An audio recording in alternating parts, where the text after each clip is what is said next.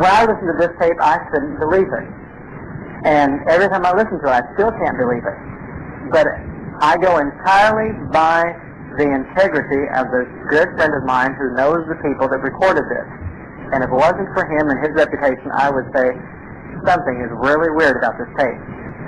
What happened was, as related to me by Dr. Schneider from Kansas City, a group of 7 people in Kansas City got together for choir practice. Have you heard this? Anybody heard this? Okay, a few people have.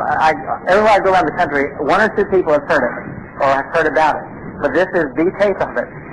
7 people got together for choir practice in a church in Kansas City, and they were checking the sound equipment and their harmony. And they sang the chorus, Hallelujah, through. They paused, and then they sang it through again. That was it, a cappella, no instrument. And when they started playing it back, they thought something went wrong with the system until they realized that there were thousands of voices singing with them. There was a harp, bass guitar, trumpet, all sorts of things in there. And then during the time that they had paused, there's a solo,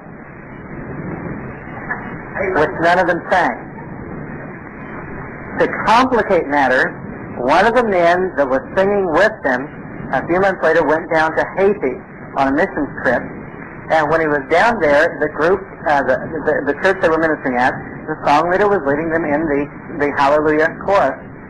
And during the middle of it, he started singing this chorus, or the verse that's found on this tape.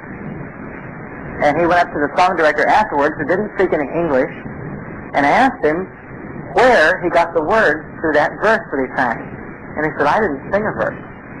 How can you explain it? You can't.